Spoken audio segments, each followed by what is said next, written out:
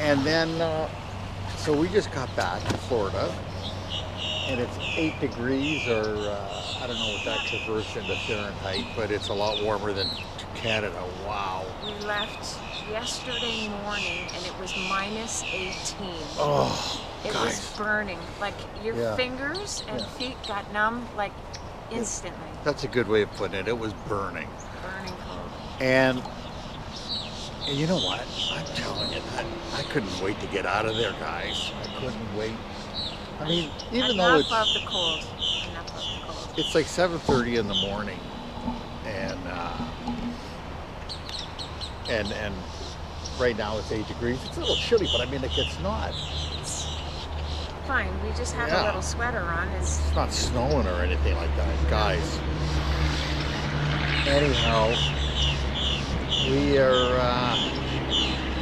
heading to the Navicula again, and we'll be off soon. I guess we're gonna hang around until Christmas, and then look for a weather window, and we're heading down the intercoastal. We're gonna head down the intercoastal just for a little bit because of my shoulder, just to get a little better, and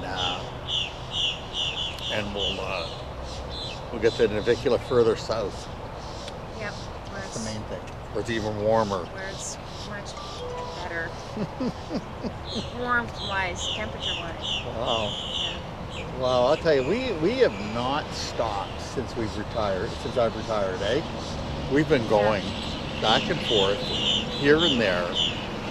Across the other side of the world, I'm telling you, I don't know if I have time to go to work. It's crazy. We've been up and down to Canada and back quite a few times this year so far. Yeah. And what happens is I had that shoulder surgery. Okay, I don't know if you can see. And everything's good. And look at this sling. I'm supposed to wear it when I'm outside, and I don't have to wear it when I'm inside. I don't know how they can tell, if you know what I'm talking about. For years, we have been doing breakfast on the boat, of course, and Sandy makes our breakfast, our go-to breakfast for the Navicula while we're traveling is yogurt. Sandy has cereal in it. Mine, I do apples and nuts, and anyways, I find it really cool, and this is the first one we've had this year, breakfast on the Navicula while we're traveling, and it just feels as good as the first one many years ago, eh dear?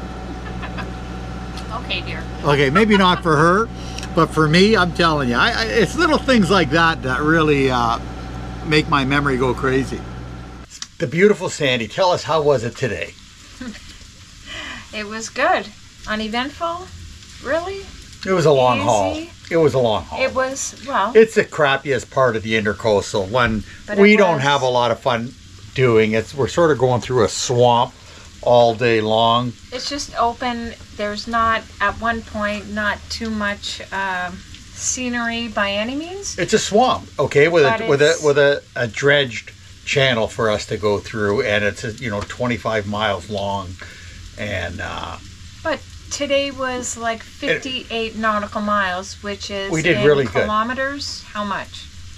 How would I know that? You're pushing upwards, probably 75 kilometers. Now you're guessing. So don't do that. Okay, so tell us, dear, what is it?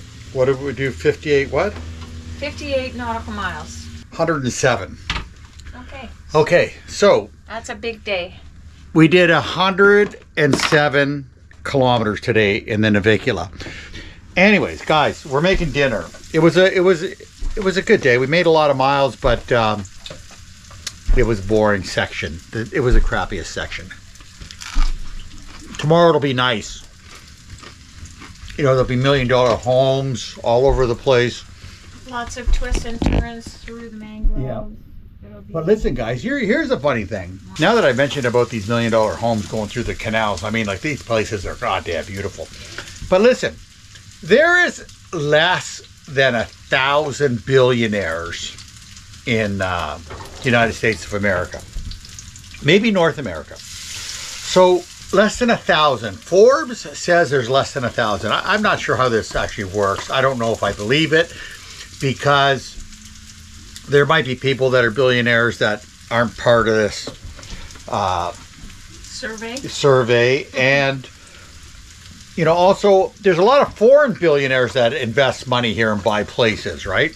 Look at, anyways, what I'm trying to tell you is that some of the places that we see going down this intercoastal in Florida, okay, now we've been right through down to past Miami, and trust me, when you hit Fort Lauderdale, you're in a different world, okay? It jumps up like 110%. It's billion, like you need to be a billionaire. I mean, today's millionaire is really just you and I, and because today's millionaire, you know, inflation, you know, made our homes worth $1 million. These places have got to be $20 and $30 million, and nobody's home, okay? And what I'm trying to say is, these people aren't even, these are their second properties. Now, in order to have a $20-30 million property that is, you know, taken care of in that, and you probably have other properties because you're not at this one. I mean, like, how much money do you need? I would have to think that you would need to have upwards of $200 to $500 million. That's more fireworks going on today. Seems like it. Yeah. Or it sounds like it. Mm-hmm. So what happens is, yeah, well, you know, I mean, like, you can buy a lot of stuff and maintain a lot of stuff if you've got $200-300 million. But I'm just saying, I feel that this number of billionaires is wrong. Less than 1,000 in North America.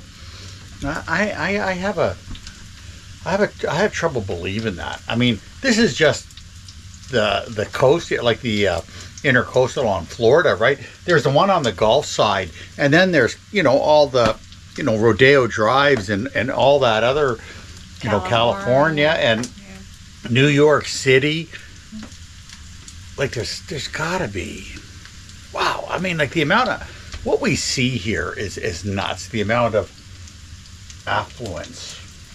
Okay. Yeah. Wow. It may be what we, how we predict, or our thought process of a billionaire or a millionaire is different than how they figure it out and then post it.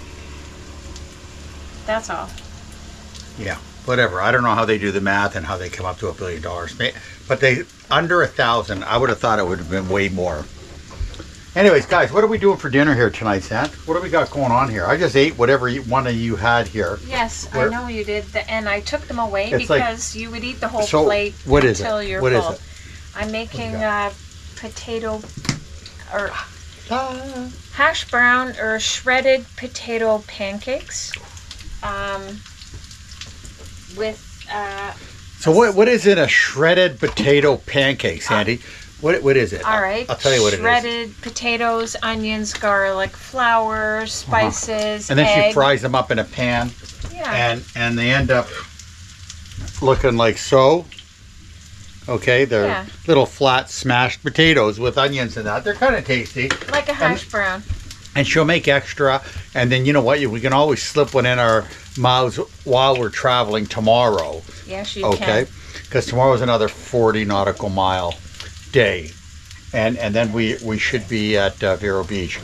And what are we having? Meat tonight? Steak? Yeah. Ooh, yes. That's a big one. So we got steak tonight, and we're going to split that one there because that's what we do. Sandy and I, we're not...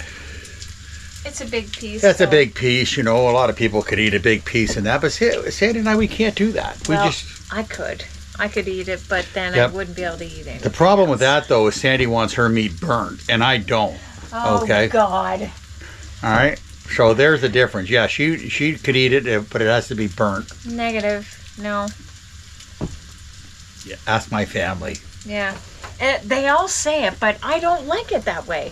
By accident, if I'm cooking, because I'm doing so much other stuff, I always forget about the meat, and it gets to be well done for everybody. That's clear. But it's not how I prefer to have my meat cooked.